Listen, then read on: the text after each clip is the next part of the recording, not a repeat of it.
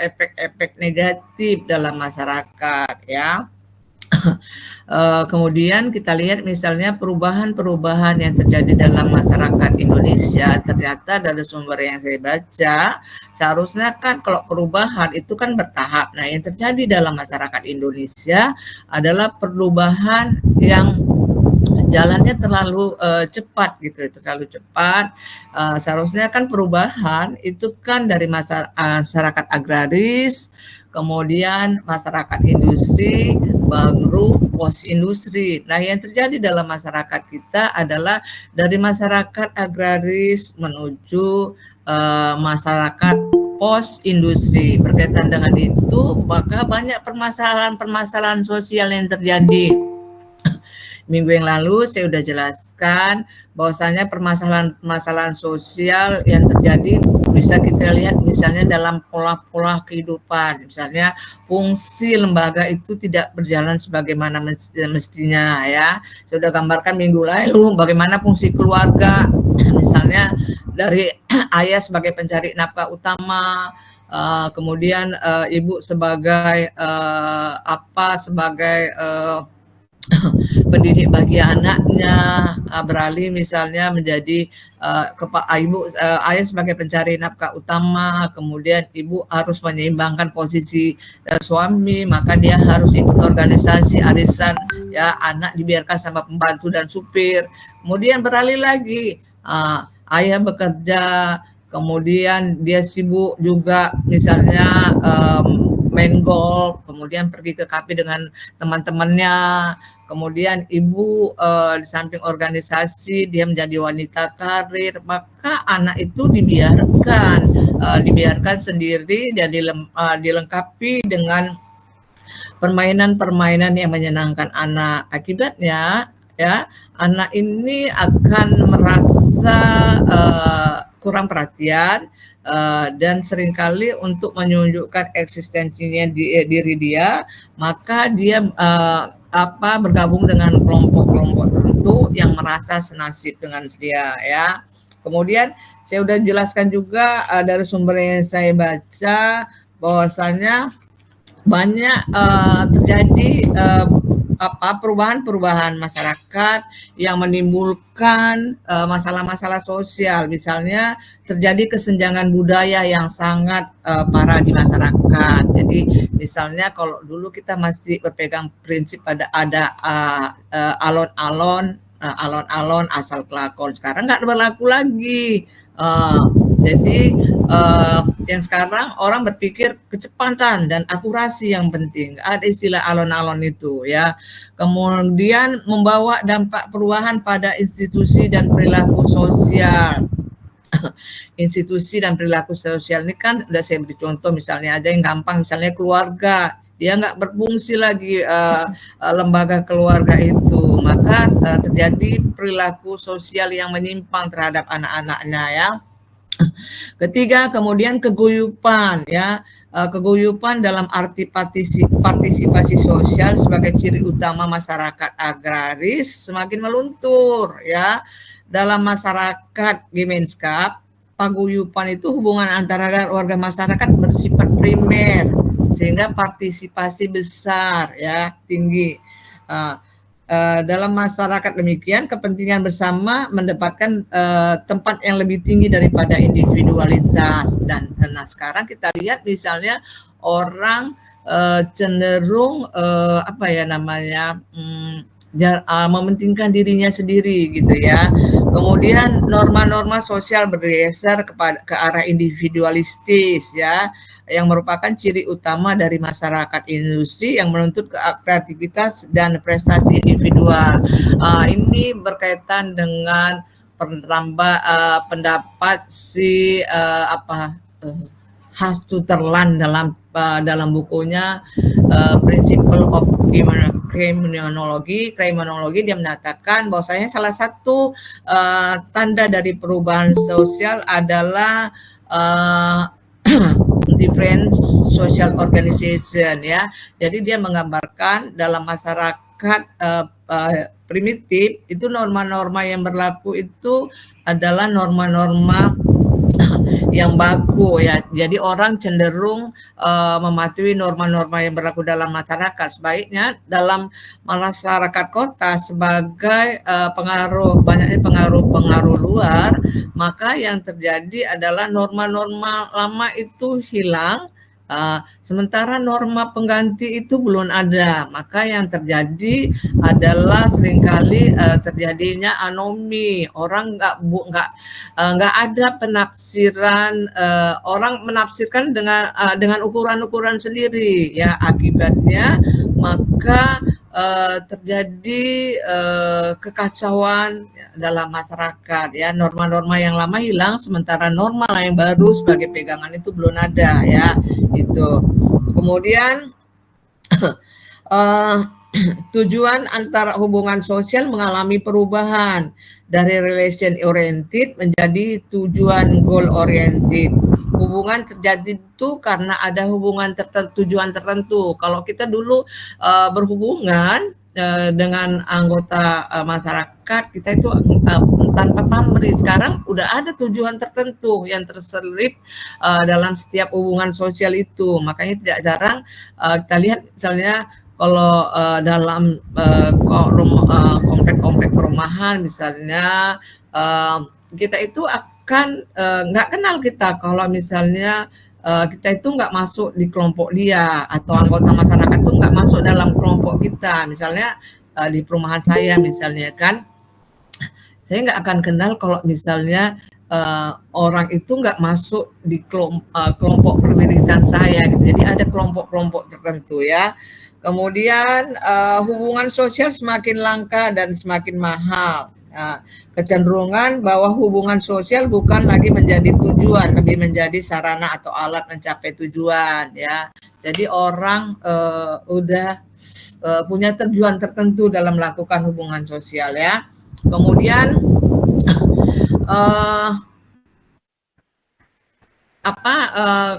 orang dulu memandang bahwasannya anggota masyarakat lain merupakan dianggap sebagai saudara ya, tapi sekarang orang menganggap orang lain itu sebagai competition yang pada kondisi tertentu aja yang bisa dianggap diajak bekerja sama ya. Kemudian kita lihat misalnya gotong royong itu berubah, nilainya tercermin dari bahasa take and give ya. Jadi kalau kita misalnya, kalau dulu kan gotong royong itu kan mencerminkan kehidupan bermasyarakat baik gitu ya, sehingga orang rela bekerja bersama bergotong royong. Tapi sekarang orang ketika misalnya memberi sesuatu itu ada terselip misalnya perasaan, oh apa yang saya harapkan misalnya ketika saya memberi gitu ya. Kemudian kalau kita misalnya yang terjadi perubahan yang terjadi misalnya pola kehidupan dulu keluarga pada masa lampau itu bisa diartikan sebagai pola kehidupan keluarga yang menjadi model adalah keluarga besar ya. Jadi dalam masyarakat dulu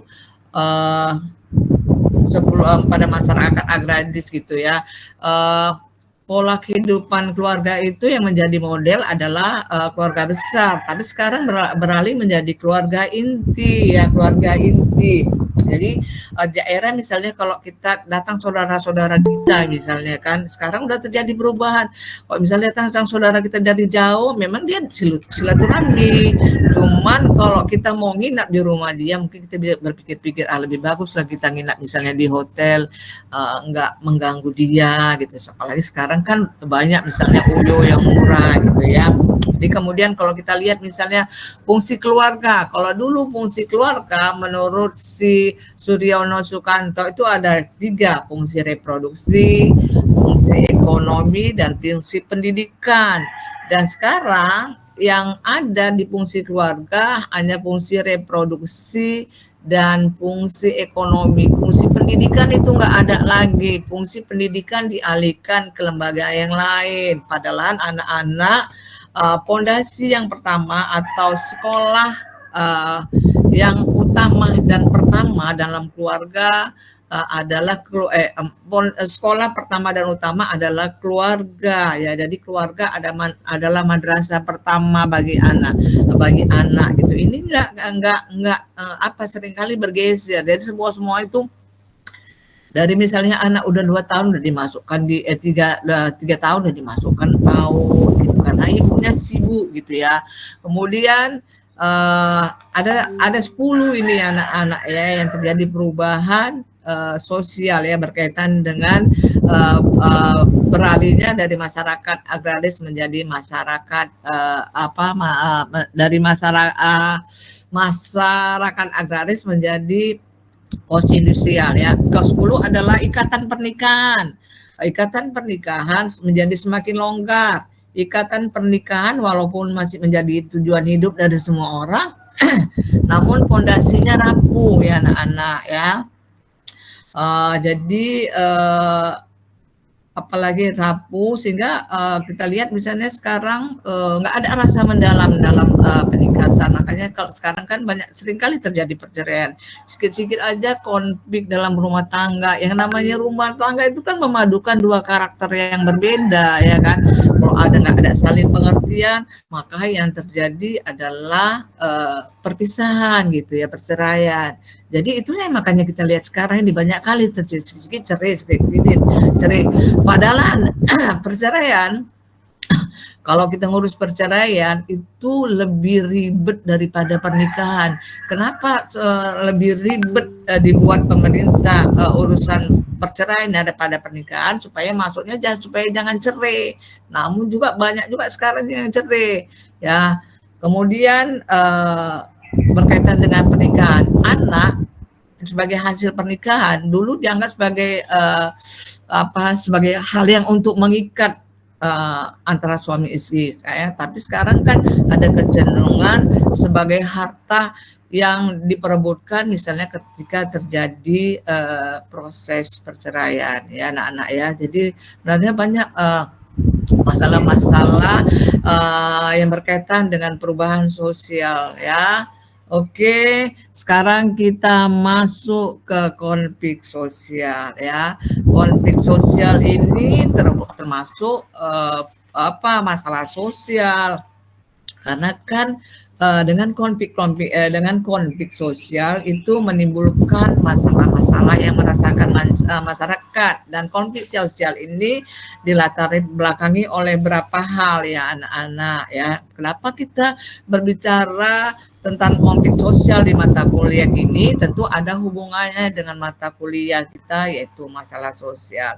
Anak-anak gini kan, sebenarnya kan judul mata kuliah kita ini adalah analisa masalah kesejahteraan sosial ya. Jadi nanti kalau saya mungkin teorinya mengenai masalah sosial, nanti ketika menganalisis masalah-masalah kesejahteraan sosial itu bagian Bu Erni ya. Nah, anak-anak kalau kita berbicara tentang masalah konflik sosial, ini berbicara tentang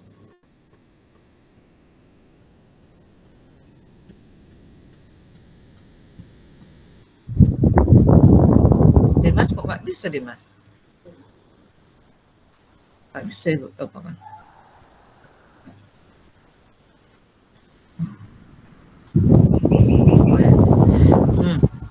Nah, anak-anak kalau berbicara tentang konflik sosial, sebagai makhluk sosial kita kan harus berinteraksi dengan sesamanya.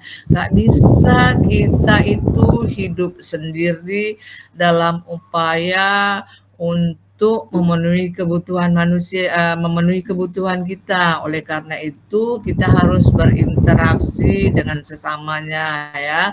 Nah, ketika kita berinteraksi akan selalu diwarnai oleh dua hal, yaitu konflik dan kerjasama ya. Kalau kerjasama untung. Nah, yang terjadi saat ini banyaknya konflik-konflik dalam masyarakat ya. Nah, orang menyatakan bahwasanya masyarakat sekarang digambarkan sebagai suatu kondisi tanda petik sakit ya, sakit ini artinya terjadi gesekan aja sedikit udah terbakar gitu ya. Jadi ini yang terjadi dalam masyarakat kita ya. Konflik itu ternyata ini anak-anak ya, beragam-ragam penyebabnya. Oleh karena itu kalau kita menyelesaikan suatu konflik, kita harus tahu apa penyebab dari konflik itu ya. Jadi konflik itu kalau kita lihat antara satu orang dengan orang lain, antara satu kelompok dengan kelompok ya, bisa juga kelompok dengan kelompok. Nah, konflik itu anak-anak ya, pada dasarnya dilangsungkan tidak hanya sekedar mempertahankan hidup dan eksistensi, tapi juga seringkali bertujuan sampai pada tahap pembinaan eksistensi orang atau kelompok yang lain yang dianggap sebagai lawan atau saingan ya. Konflik dapat diartikan sebagai benturan kekuatan dan kepentingan antara satu kelompok dengan kelompok, kelompok dengan kelompok dalam proses perebutan sumber-sumber yang relatif terbatas. Jadi banyak ini penyebab konflik ya, salah satu misalnya karena perebutan sumber-sumber yang terbatas ya. Nah, kalau kita lihat misalnya dalam masyarakat itu selalu ada benih-benih pertentangan dalam masyarakat ya anak-anak ya. Pertentangan ini bisa berbentuk bisa berbentuk fisik dan non fisik ya. Tapi kalau misalnya non fisik itu bisa dibiarkan, itu bisa menjadi benturan fisik, kekerasan ya. Nah, konflik itu berasal sebenarnya konflik itu berasal dari kata atau bahasa Latin konfigur ya, artinya yang berarti artinya saling memukul ya. Konflik dapat diartikan sebagai benturan kekuatan dan kepentingan antara satu kelompok dengan kelompok lain ya anak-anak. Nah, sekarang kita lihat menurut Suryono Sukanto. Menurut Suryono Sukanto, konflik sosial adalah suatu proses sosial di mana individu atau kelompok berusaha untuk memenuhi tujuannya dengan menentang pihak lain disertai dengan ancaman atau kekerasan ya. Nah, sekarang kan kalau kita lihat, kalau dulu mungkin jarang terjadi misalnya adanya konflik. Nah, sekarang di Indonesia, seperti saya gambarkan tadi, masyarakat Indonesia kan digambarkan sebagai dalam tanda petik dalam kondisi sakit ya. Terjadi aja geseran sedikit udah terbakar. Gitu. Jadi oleh karena itu kita sesuai dengan tujuan dari mata kuliah kita adalah mahasiswa setelah mengikuti mata kuliah ini bisa menganalisis masalah-masalah sosial secara tajam dengan berbagai pengumpulan data dengan mengikutkan potensi-potensi masyarakat agar dapat mengatasi permasalahan-permasalahan sosial termasuk konflik yang ada dalam masyarakat ya.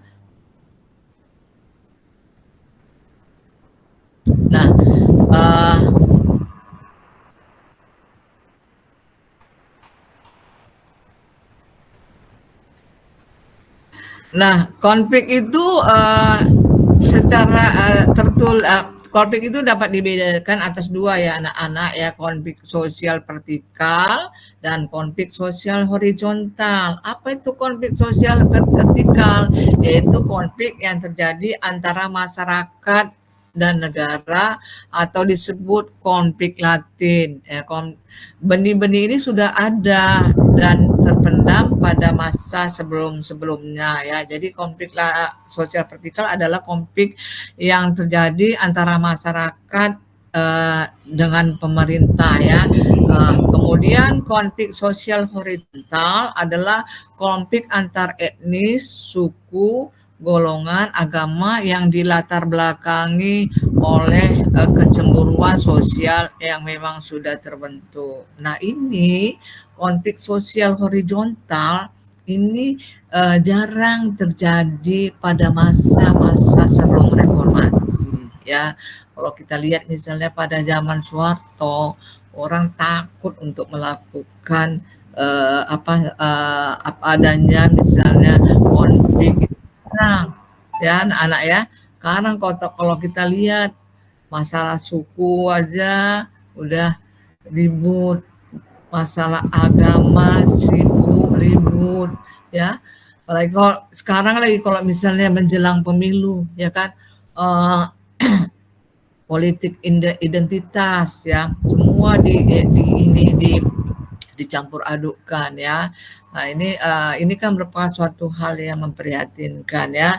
Nah kita lihat pola konflik dalam 3 bentuk ya. Menurut bentuknya konflik dapat dibagi 3, yaitu konflik latin yang sifatnya tersembunyi dan perlu diangkat ke permukaan agar ditangani secara efektif. Kedua, konflik terbuka, konflik yang berakar dalam dan sangat nyata, memerlukan berbagai tindakan untuk mengatasi akar permasalahannya. 3, konflik di permukaan memiliki akar yang dangkal dan muncul karena kesalahpahaman. Dan ini banyak yang terjadi nih ya, konflik di permukaan ini ya anak-anak, karena kesalahpahaman aja udah ribut ya. Nah, saya katakan tadi bahwasannya banyak penyebab konflik dalam masyarakat kita ya, dan kalau kita mau mengatasi konflik dalam masyarakat, kita harus tahu apa penyebab dari konflik itu ya anak-anak. Nah, saya udah jelaskan tadi banyak konflik-konflik yang menimbulkan masalah-masalah sosial ya, menimbulkan masalah-masalah dalam masyarakat ya. Ternyata menurut Suryono Sukanto, konflik dalam masyarakat itu disebabkan oleh 6 hal. 1, perbedaan antara perseorangan ya. Jadi karena perbedaan antar perseorangan, maka seringkali menimbulkan pertentangan atau konflik. Nah, kalau ini dibiarkan akan menimbulkan masalah-masalah yang lebih konflik ya. Jadi manusia itu kan pada dasarnya adalah makhluk unik. Tidak ada kesamaan yang persis antara satu orang dengan satu orang lain. Nah, walaupun misalnya kita lihat misalnya orang yang kembar ya, yang kembar sekalipun misalnya itu pasti ada perbedaan tertentu antara satu dengan lain. Jadi nggak ada manusia yang persis baik wajah maupun kepribadian ya. Perbedaan ini dapat menyebabkan timbulnya konflik sosial. Misalnya diskusi kelompok dan pesta musik ya anak-anak ya. Jadi diskusi kelompok ya, saya ulangi ya, penyebab tadi kan saya katakan bahwasanya banyak permasalahan-permasalahan sosial yang terjadi dalam masyarakat, diantaranya adalah konflik sosial ya. Nah, konflik sosial, kalau kita mau menyelesaikan konflik sosial, kita harus tahu apa penyebab dari konflik sosial ya. Nah, ternyata berdasarkan Suryono Sukanto, bahwa konflik sosial itu didasari oleh 6 hal. Salah satu perbedaan antara perorangan ya. Jadi manusia itu kan adalah makhluk yang unik ya, yang berbeda antara satu dengan yang lain ya. Karena perbedaan ini sering menimbulkan konflik sosial. Misalnya pesta musik, misalnya ya, gampang aja anak-anak. Sekarang kalau di daerah pinggiran itu ada namanya musik keyboard. Orang penafsiran orang terhadap musik keyboard tuh berbeda-beda. Ada orang yang suka menonton keyboard sampai malam. Apalagi misalnya suara hingar-bingar misalnya ya. Jadi misalnya di daerah pinggiran itu sekarang misalnya keyboard bongkar Udah pernah nonton Kue Buat Bongkar? Nah, Bu. Ya, dia semakin malam dia semakin dibongkar semuanya, hingga misalnya hanya pakai pakai BH sama celana dalam aja. Nah, jadi biasanya bapak-bapak suka ini gitu. Nah, bukan orang lain kan nggak suka gitu ya. Jadi perbedaan-perbedaan ini aja bisa menimbulkan konflik ya. Kemudian misalnya diskusi kelompok juga bisa menyebabkan konflik ya, karena perbedaan pandangan, pemikiran dan persepsi tadi. Karena manusia itu saya katakan adalah manusia yang unik, yang berbeda antara satu dengan orang lain. Nggak bisa sama walaupun dia satu ini ya, walaupun dia kembar ya. Misalnya saya beri contoh diskusi kelompok. Nah, diskusi kelompok ini misalnya seseorang ini misalnya mempresentasikan makalahnya ya. Tapi misalnya si moderator ini misalnya selalu membela terlalu memihak pendapat daripada penyaji. Maka walaupun misalnya pendapat dari penyaji itu nggak benar gitu. Nah, tentu yang audiens merasa nggak enak dengan sikap dari moderator jadi ya. Jadi itu bisa menimbulkan konflik ya. Apalagi contohnya anak-anak? Apalagi contohnya? Perbedaan individu itu bisa menimbulkan konflik karena setiap orang kan berbeda pandangan, persepsinya. Apalagi penyebab konflik disebabkan karena perbedaan individu. Apalagi anak-anak? Konflik kepentingan, Bu. Itu lain lagi, konflik kepentingan. Perbedaan yang unik tadi apa? Sebabkan manusia kan merupakan suatu hal yang unik. Apalagi apa contohnya? Capres. Kenapa capres?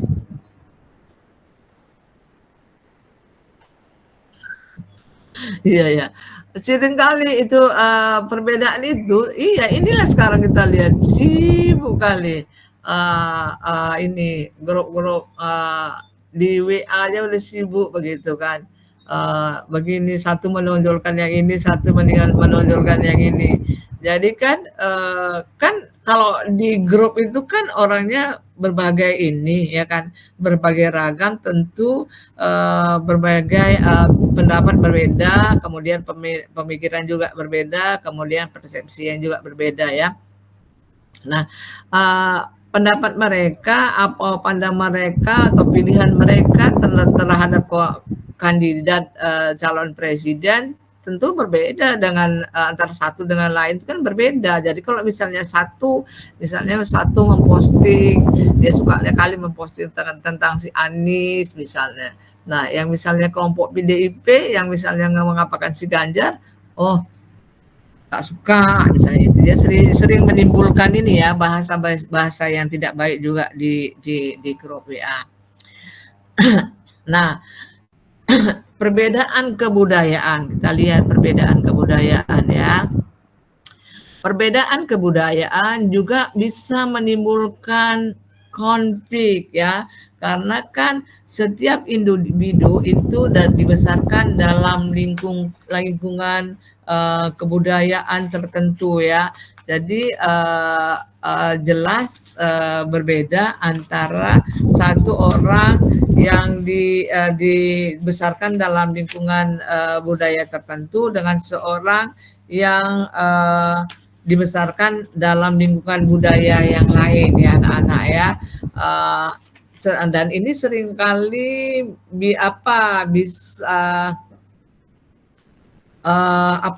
seringkali menimbulkan konflik.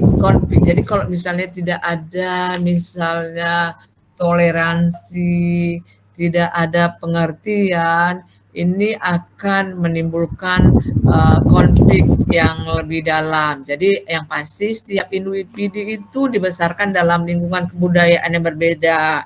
Jadi kalau dalam lingkungan kelompok masyarakat yang sama pun tidak menutup kemungkinan akan terjadi perbedaan kebudayaan, ya. Karena kebudayaan lingkungan keluarga yang membesarkannya berbeda, ya.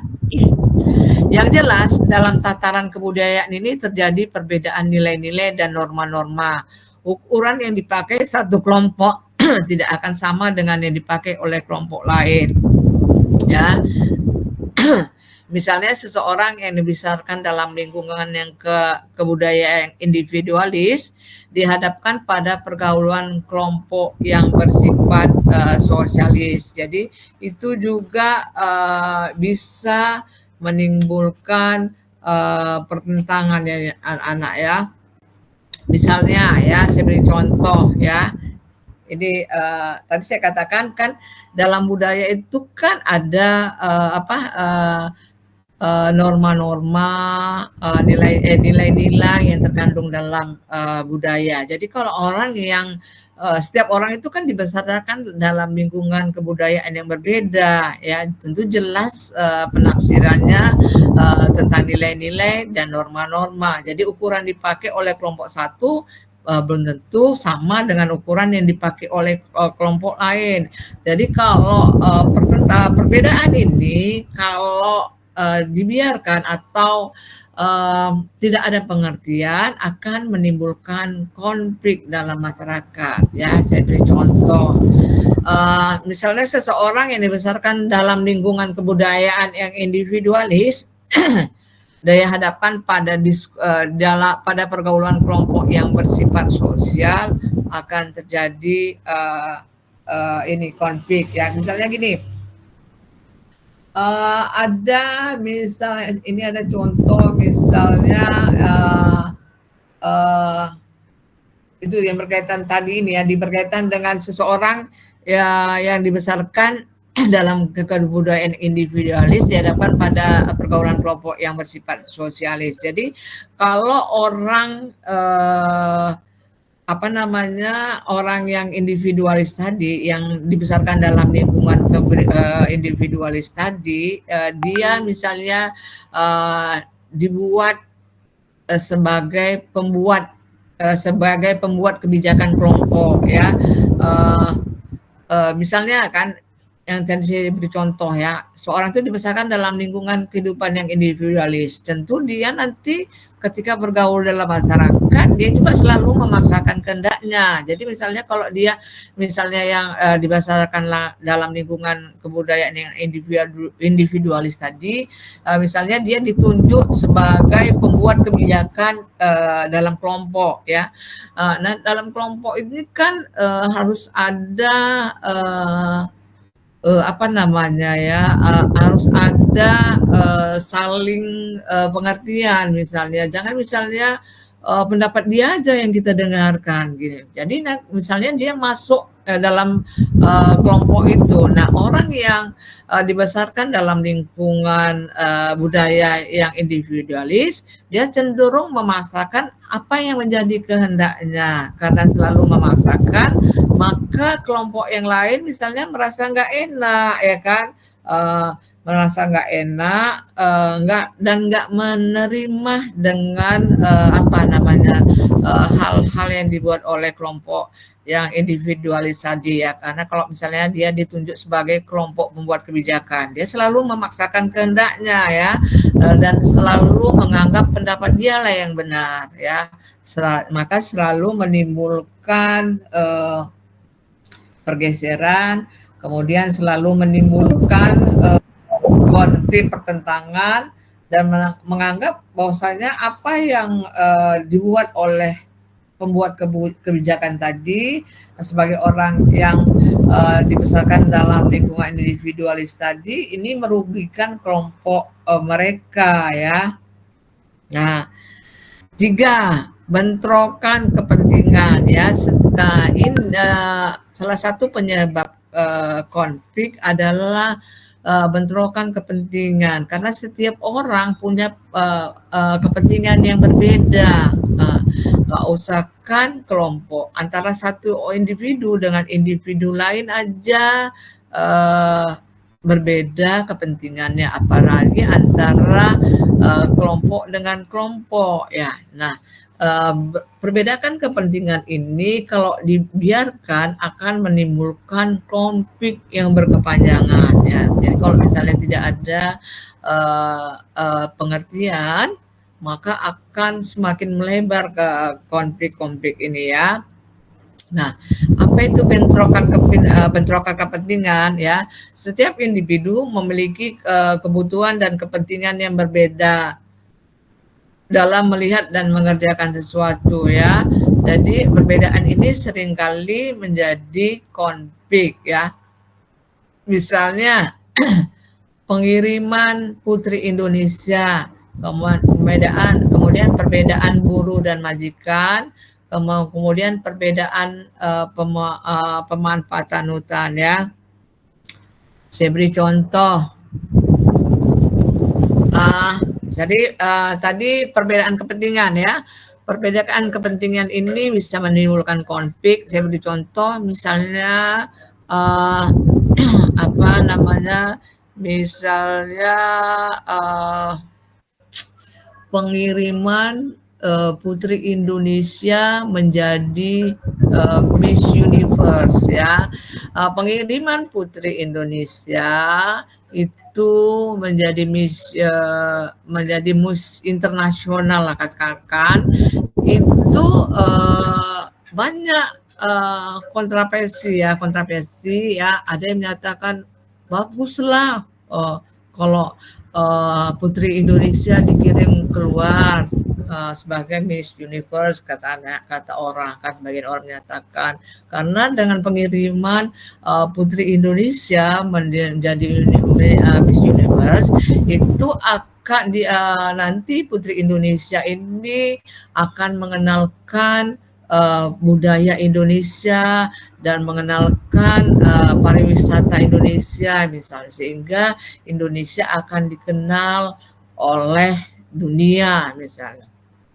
Tapi misalnya pihak rohaniawan misalnya menganggap bahwasanya nggak layak lah misalnya Putri Indonesia ini dikirim menjadi Putri Universe. Alasannya kenapa? Karena misalnya ini Putri ini ketika menjadi Miss Universe misalnya nanti diharuskan harus pakai pakaian berenang misalnya. Apalagi kalau kita lihat misalnya baru-baru ini harus, nggak salah kalau harus foto ini ya, pakai baju BH dengan celana aja gitu. Ini akan mendapat pertentangan dari kelompok rohaniawan misalnya. Kalau untuk sekedar mengenalkan kepada dunia, ngapain kita harus telanjang-telanjang di depan umum, kata orang ini kan, kelompok rohaniawan. Jadi menimbulkan konflik. Nggak ada, kalau tidak ada kesamaan persepsi akan menimbulkan konflik yang berkepanjangan. Kemudian misalnya pertentangan antara buruh dengan majikan ya. Nah, namanya bekerja sering menimbulkan pertentangan antara buruh dan majikan. Kalau majikan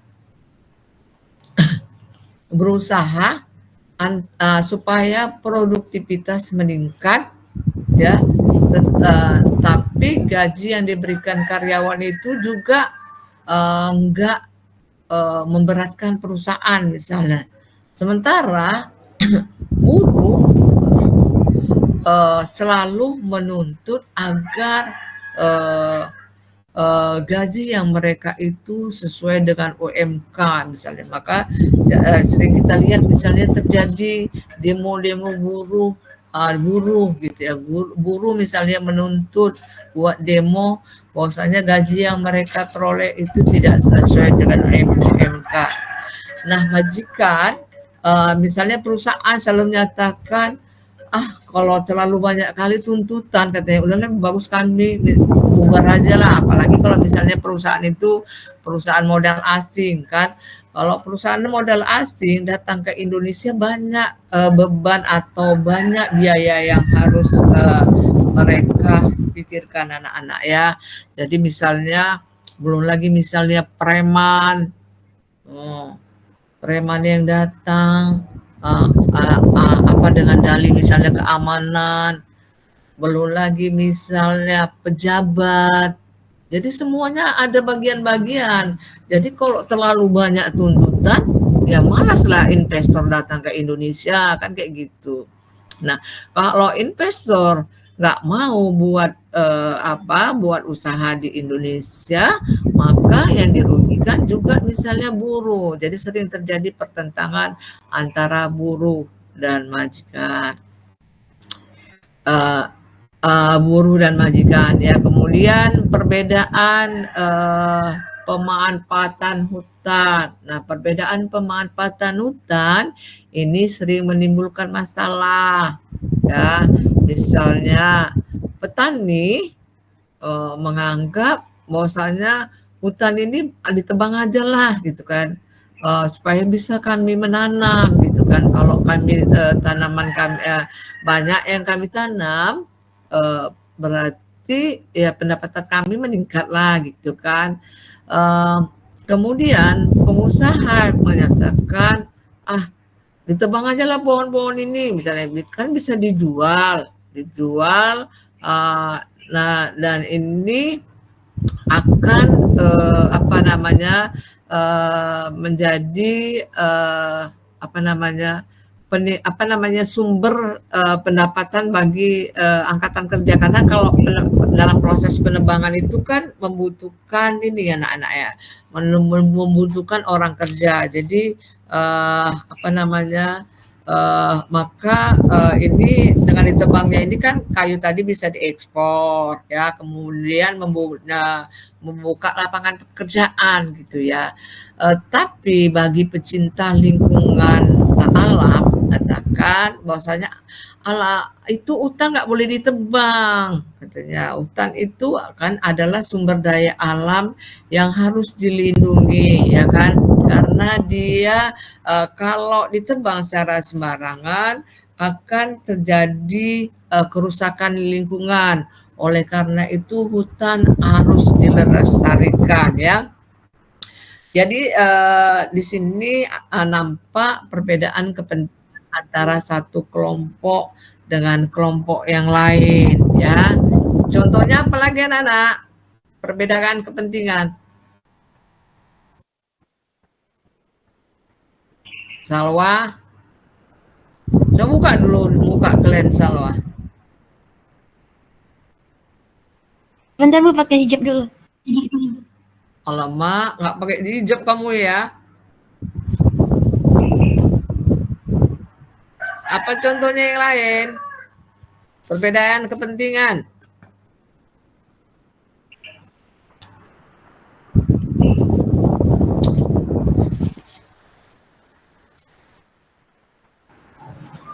Ya, anak pejabat kenapa?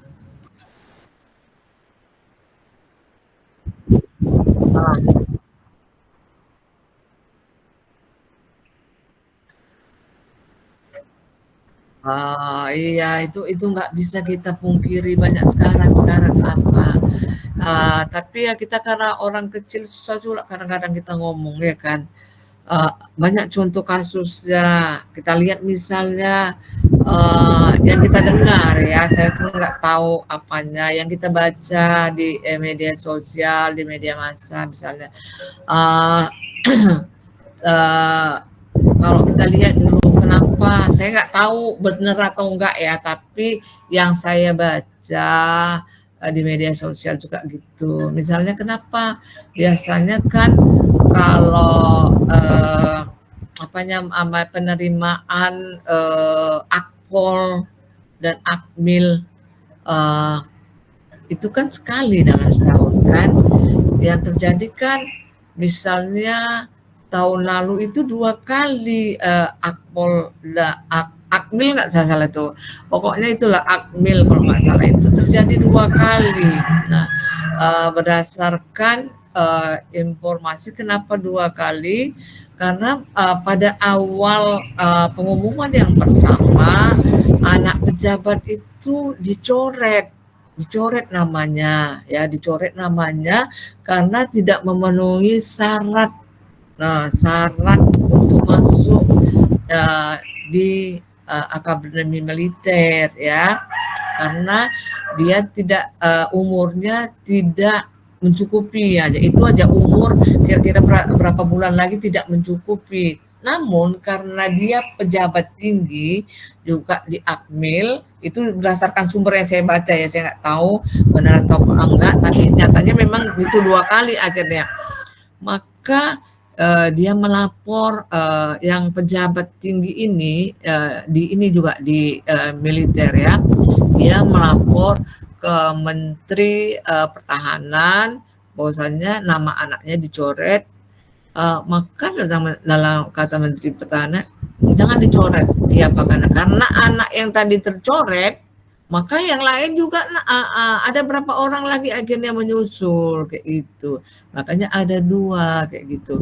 Jadi itu banyak kepentingan, kita juga nggak tahu lah ya apa. Kalau seperti itu juga dipertahankan, ini akan menimbulkan hal-hal yang tidak baik ya anak-anak ya. Apalagi contohnya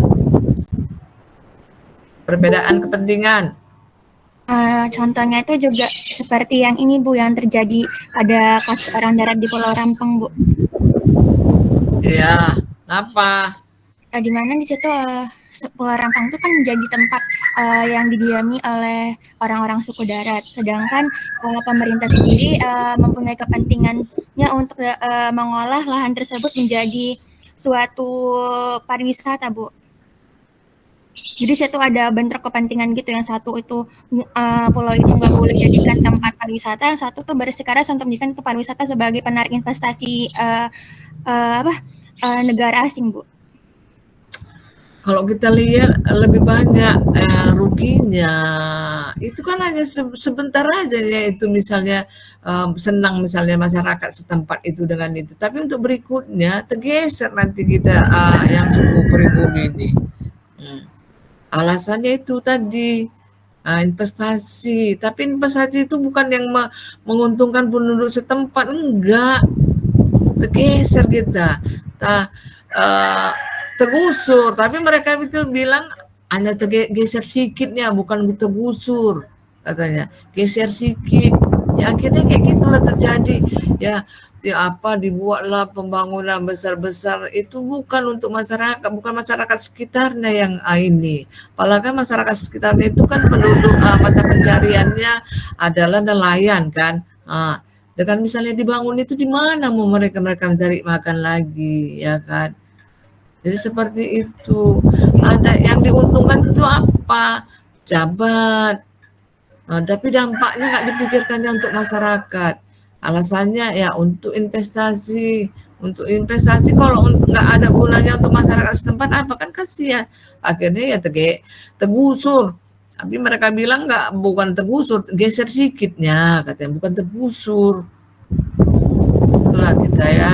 Jadi kalian yang muda-muda nanti dipikirkan. Oke, apalagi contohnya anak-anak?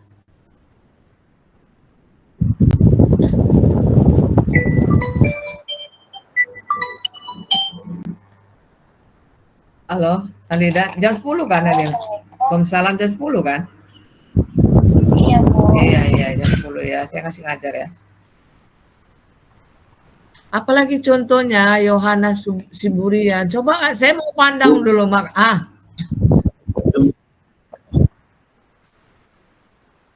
kurang? Ya kamu tambah apalah. Kamu ganti ya? Atau kamu ganti itu apa namanya itu?